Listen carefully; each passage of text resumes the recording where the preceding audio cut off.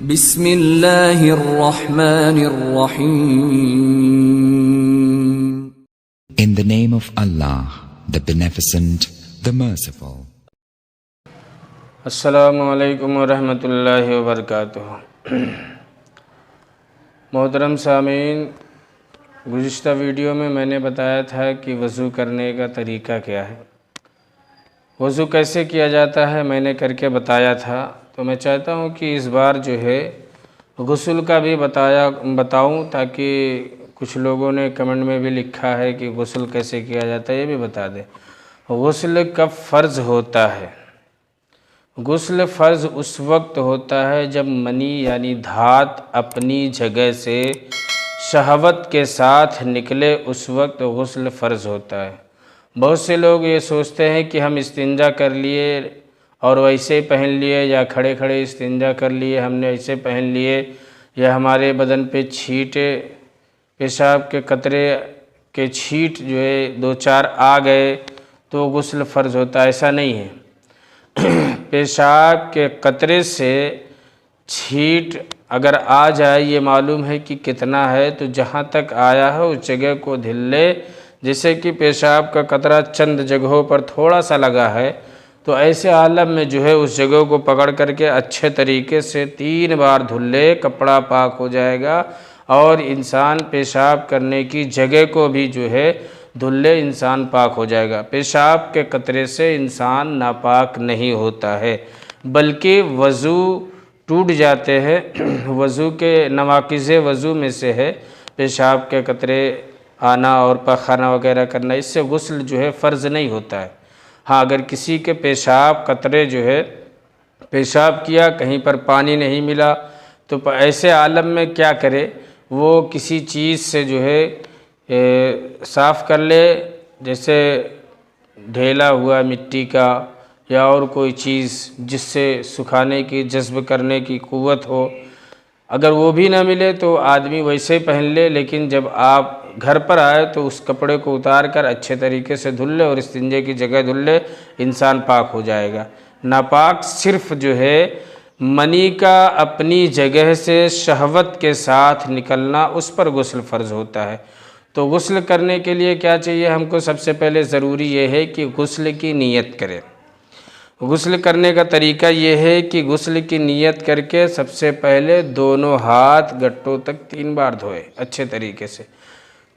اس کے بعد جو ہے غسل میں 3 چیزیں فرض ہیں.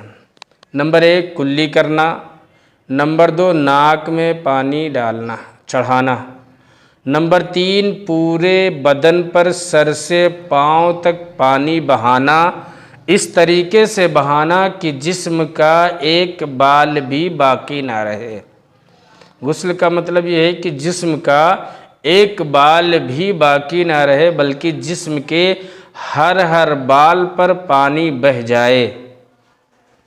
اور اس کے بعد سب سے پہلے ہمیں ضروری یہ ہے کہ ہم غسل کے ساتھ، اگر ہم ناپاک ہیں، ناپاکی کے عالم میں بہت سارے لوگوں کے جو ہے گھروں میں ٹوٹیاں ہوتی ہے، یا انسان بالٹی استعمال کرتا ہے، بالٹی میں پانی بھر کر کے جو ہے اس کے بعد نہاتا ہے، تو لوٹے سے پانی لے کر کے اچھے طریقے سے نماز جیسا وضو کر لے، تو اس میں غسل کے فرائض بھی آ جائیں گے. کلی کرنا، ناک میں پانی ڈالنا، اور تمام اعضائے بدن کے ہر حصے پر پانی اس طریقے سے بہانا کہ جسم کا ایک بال بھی باقی نہ رہے. اور سب سے پہلے داہنے موڑے پر داہنی طرف سے شروع کرے، 3 بار پانی بہائے، اس کے بعد بائیں طرف 3 بار پانی بہائے، پھر سر سے 3 بار پانی بہائے، اور اس طریقے سے ملے جس طریقے سے انسان بدن میں تیل لگاتا ہے، اس طریقے سے پورے جسم پر اپنے ہاتھوں کو پھیرے. اس کے بعد اس کا غسل مکمل ہوتا ہے. غسل کی نیت، انسان نیت کہتے کس کو ہیں کہ نیت دل کے ارادے کو کہتے ہیں. جب انسان یہ ارادہ کر لے کہ ہم کو غسل کرنا ہے، ہم کو پاکی حاصل کرنا ہے، تو اللہ رب العزت خوب جانتا ہے ہمارے دلوں کے حالات کو. اللہ علیم و خبیر ہے. اللہ رب العزت ہماری ہر چیز کو جانتا اور پہچانتا ہے.